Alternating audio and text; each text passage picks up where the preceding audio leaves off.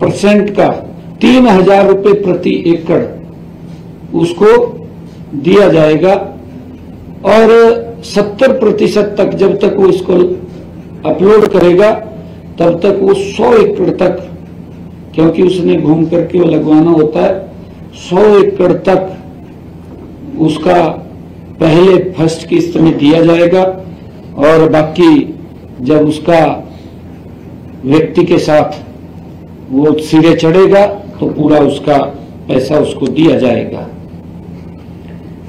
मंत्रिमंडल में यह भी निर्णय किया गया कि भारत सरकार के विभाग एवं निकाय भी अपनी विकास परियोजनाओं के लिए इस नीति के तहत भूमि खरीद की प्रक्रिया को अपना सकते हैं। ई भूमि की इस पॉलिसी के तहत वो अपना सकते हैं, ये भी निर्णय किया गया है।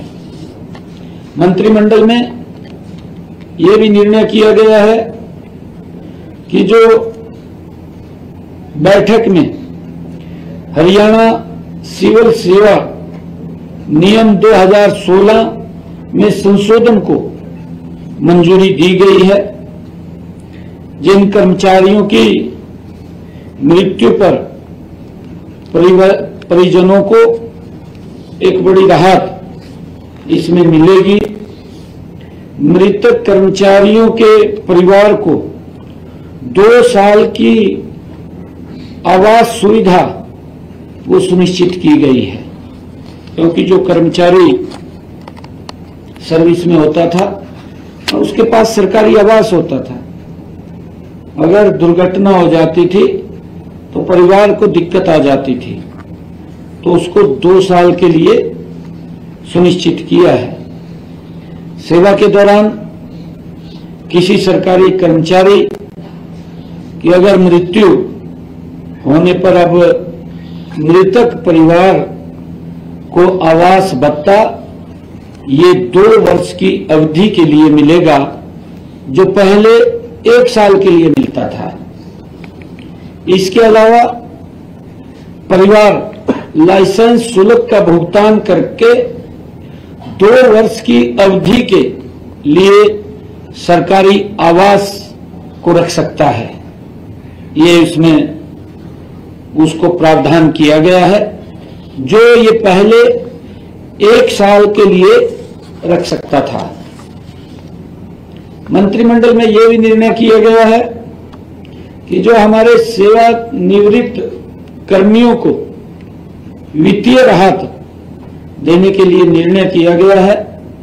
बैठक में हरियाणा सिविल सेवा नियमों में संशोधन को भी मंजूरी दी गई है और ये नियम 19 जुलाई 2016 से प्रभावी माने जाएंगे।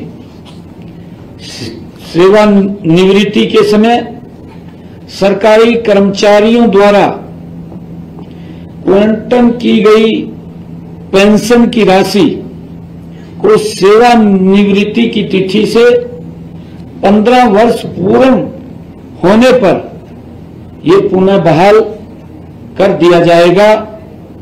जो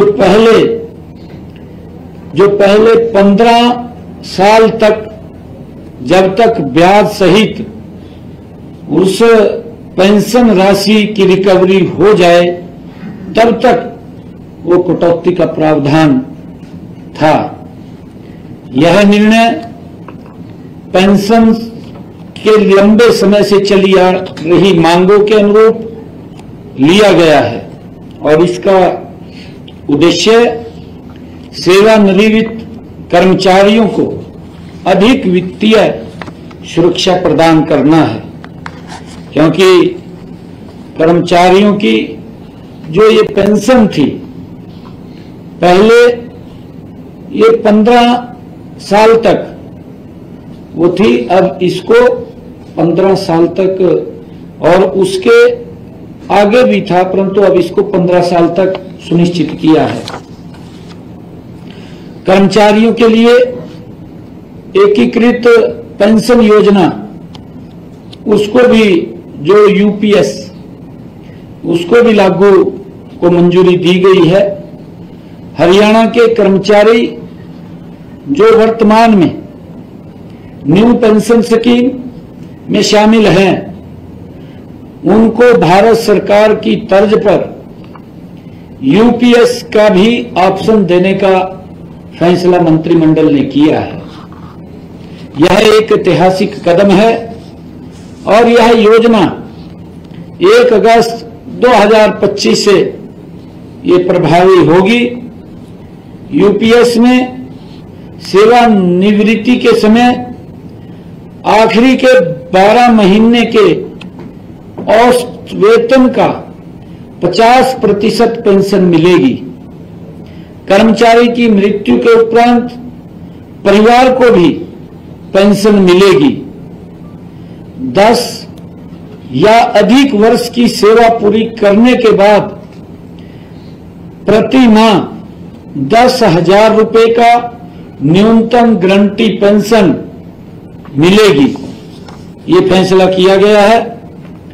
इस निर्णय से 1 जनवरी 2006 या उसके बाद सरकारी सेवा में आए 2 लाख से अधिक कर्मचारियों को सुनिश्चित पेंशन का लाभ मिलेगा।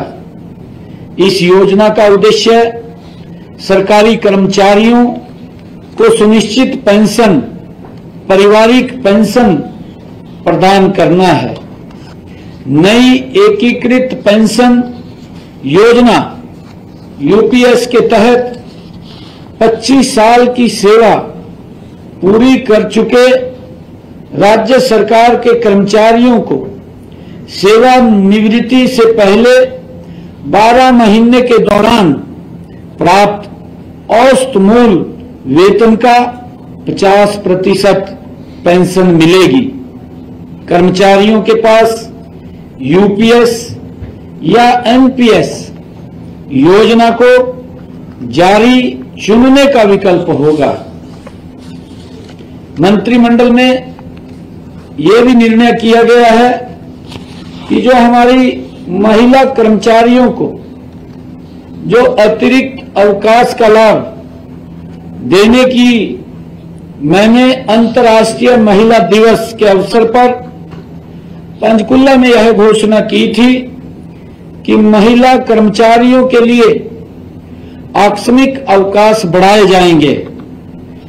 इस संबंध में भी आज मंत्रिमंडल की बैठक में सरकारी विभागों, बोर्डों, निगमों में कार्यरत नियमित महिलाओं कर्मचारियों को अतिरिक्त आकस्मिक अवकाश प्रदान करने के लिए हरियाणा सिविल सेवा नियमों में संशोधन को मंत्रिमंडल ने मंजूरी दी गई है। अब सभी नियमित महिला कर्मचारियों को वर्ष में पहले 20 अवकाश मिलते थे, अब उनको 25 आकस्मिक अवकाश मिलेंगे। ये निर्णय किया गया है।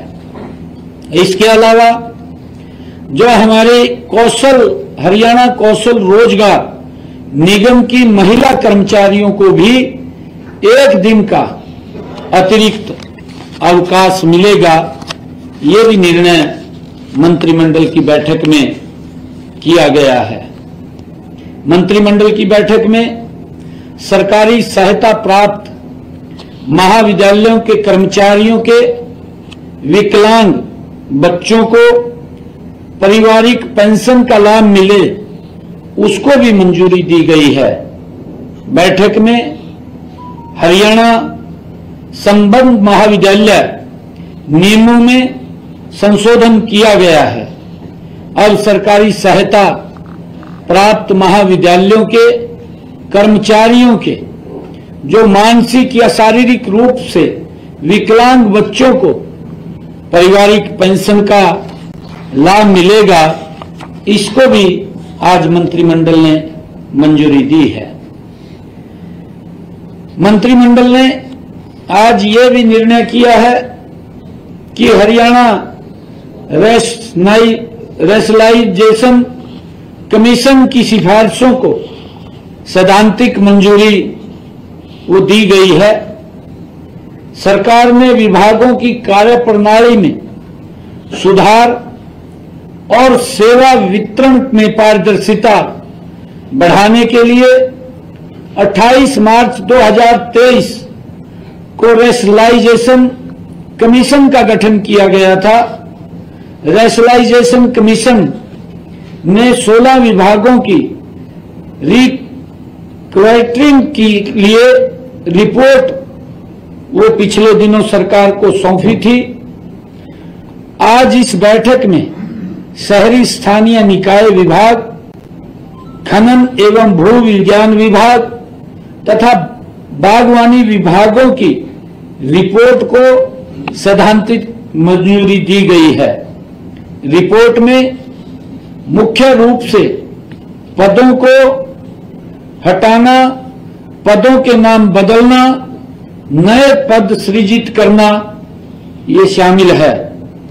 वर्तमान में शहरी स्थानीय निकाय विभाग में 31,533 पद स्वीकृत हैं। अब नए पद सृजित होने के बाद ये रेशनलाइजेशन के बाद अब पदों की संख्या 36,381 होगी। इसी प्रकार विभाग की अनुशंसा पर सफाई कर्मचारियों के सभी पदों में कोई कटौती नहीं की गई है और इसी प्रकार रेशनलाइजेशन कमीशन ने खान एवं भू विज्ञान विभाग में भी 216 नए पद सृजित करने की सिफारिश की है, जिसको मंत्रिमंडल ने मंजूरी दी है। रिपोर्ट में आईटी आधारित निगरानी और संचालन को बढ़ावा देने की बात कही गई है, जिससे खनन कार्यों में पारदर्शिता और नियंत्रण बेहतर होगा। यह पुनर्गठन खनन उद्योग की वर्तमान चुनौतियों और भविष्य की जरूरतों को ध्यान में रखते हुए ये किया गया है, ताकि राज्य राजस्व और संसाधनों का बेहतर उपयोग कर सके। इसके अलावा बागवानी विभाग में भी लगभग 1100 नए पद सृजित करने की सिफारिश की गई है। इस प्रकार पदों की संख्या बागवानी विभाग में 2111 हो जाएगी। रिपोर्ट में आईटी आधारित निगरानी और संचालन को बढ़ावा देने की बात कही गई है, जिसमें खनन कार्यों में भी पारदर्शिता और बेहतर नियंत्रण होगा। और इसी प्रकार मंत्रिमंडल में यह भी मंजूरी दी गई है कि जो युद्ध में हताहतों के आश्रितों को अनुकंपा के आधार पर नौकरी देने का निर्णय किया गया है। आज की मंत्रिमंडल की बैठक ने 8 शहीदों के आश्रितों को सरकार की नीति के अनुसार अनुकंपा आधार पर युद्ध में हताहत हुए सैनिक, अर्धसैनिक के आश्रित मृतक के पद आधार पर ग्रुप बी, सी या डी पदों पर नियुक्ति के लिए पात्र हैं। इनमें श्री हरपाल सिंह, सिपाही जिले सिंह, ये इनके हरपाल सिंह सन ऑफ श्री सिपाही जिले सिंह और दूसरे हैं श्री संदीप गौतम के भाई कांस्टेबल सुजीत कुमार, ये बीएसएफ के हैं। हरपाल सिंह आर्मी सेना के हैं और कुमारी ममता ये बेटी है कांस्टेबल रोहतास कुमार बीएसएफ से है और कुमारी रीतू ये बेटी है कांस्टेबल दिलबाग सिंह बीएसएफ और सोनू यादव लाश नायक जो रामजस यादव हैं सीआरपीएफ से। श्री तरुण सन ऑफ सिपाही भूपेंद्र सिंह ये सेना से है। श्री नागेंद्र सन ऑफ हवलदार राम कुमार ये सेना से है, आर्मी से है। और शहीद देवेंद्र भाटी के भाई श्री भगत सिंह इनको अनुकंपा के आधार पर ये नौकरी देने का निर्णय मंत्रिमंडल ने किया है। और मंत्रिमंडल ने ये भी फैसला किया है कि कन्या महाविद्यालय खरखौदा का उसको टेक ओवर किया गया है, उसका अधिग्रहण किया गया है और प्रबंधन की लगातार मांग तथा लगातार शिक्षा विभाग की 5 सदस्यीय विभागीय समिति की अनुशंसा पर यह निर्णय किया गया और मंत्रिमंडल में इसको आज मंजूरी दी गई है। मंत्रिमंडल में डिपार्टमेंट ऑफ फ्यूचर बैठक में डिपार्टमेंट ऑफ फ्यूचर की स्थापना को भी मंजूरी दी गई है। इस विभाग की स्थापना का उद्देश्य हरियाणा को भविष्य समर्थ बनाना है, जिसका जिक्र मैंने अपने बजट भाषण में भी किया था। यह विभाग हरियाणा की विजन 2047 नीति के अनुरूप $1 ट्रिलियन की अर्थव्यवस्था और समावेशी विकास के लक्ष्य को साकार करने के लिए दीर्घकालिक रणनीति पहलों और समेकित नीति निर्माण के लिए नोडल एजेंसी के रूप में कार्य करेगा। यह विभाग एआई, रोबोटिक्स और डिजिटल स्किल पर फोकस करेगा। स्टार्टअप्स, नवाचार और स्मार्ट शहरों के लिए भी खास रणनीति बनाने पर विभाग ये काम करेगा। मंत्रिमंडल की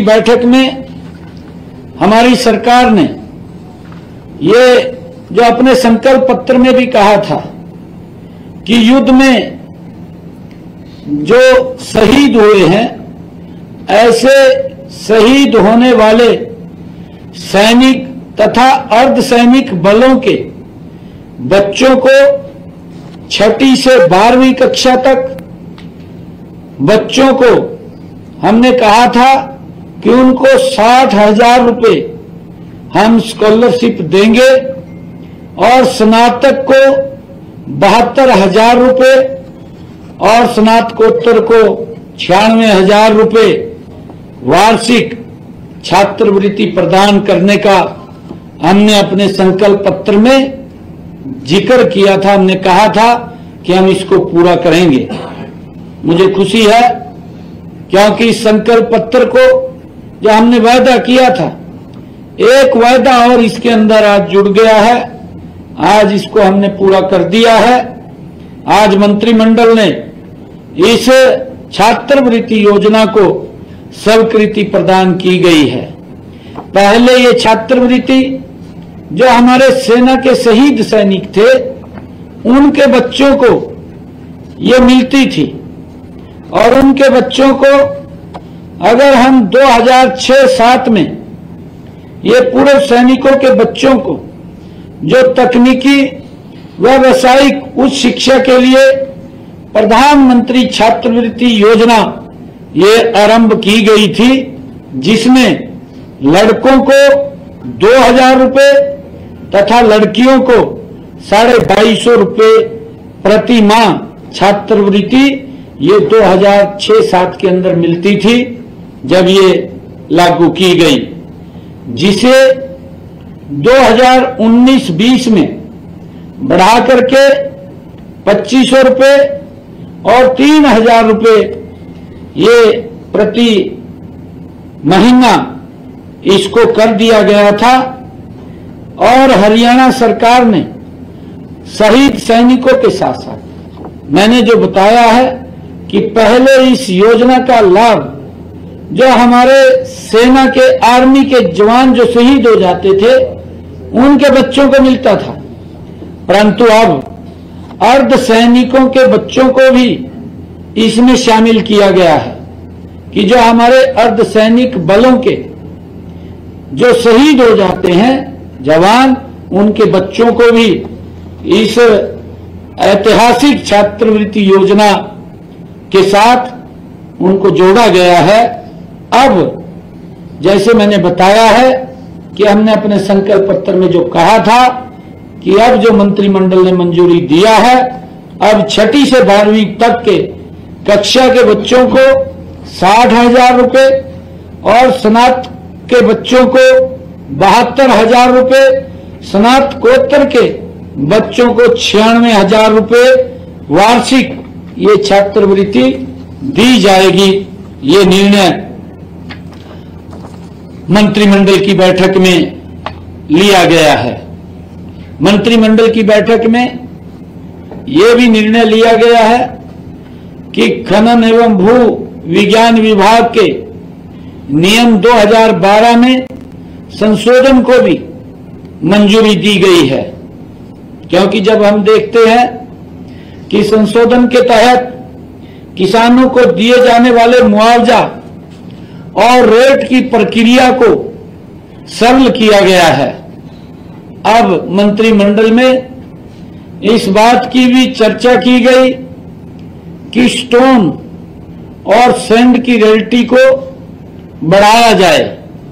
जब हम अपने पड़ोसी राज्यों को देखते हैं, चाहे पंजाब है, हिमाचल है, उत्तर प्रदेश है, उत्तराखंड है, उस एवज में यहां पर रॉयल्टी स्टोन की पहले 45 रुपए थी, अब उसको बढ़ा करके 100 रुपए करने का निर्णय किया गया है।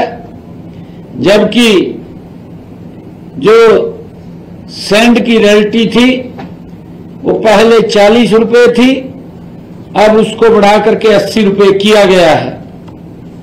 इसके अतिरिक्त मंत्रिमंडल ने यह भी निर्णय किया है कि अन्य राज्यों से जो माल हमारे हरियाणा के अंदर आता है, जो अंतर्राज्य खनिज के परिवहन के लिए 100 रुपए प्रति टन शुल्क उनसे लेने की मंजूरी दी गई है कि अगर दूसरे राज्य, चाहे राजस्थान हो, पंजाब हो, चाहे हिमाचल हो या उत्तर प्रदेश हो, वहां से जो ये खनिज का सामान सैंड है, बजरी है, स्टोन है, अगर वो दूसरे राज्यों से हरियाणा के अंदर आता है तो उनसे 100 रुपए प्रति टन शुल्क लिया जाएगा। इसको भी मंजूरी दी गई है। जैसा मैंने बताया है कि आज मंत्रिमंडल ने जो 33 एजेंडे आज रखे गए थे, उनमें से 32 एजेंडे आज स्वीकृत किए गए हैं, एक एजेंडा डेफर किया गया है। और ये जो कार्य किए हैं, इनमें सभी कार्यों में मंत्रिमंडल ने उसको मंजूरी दी है। सर, एक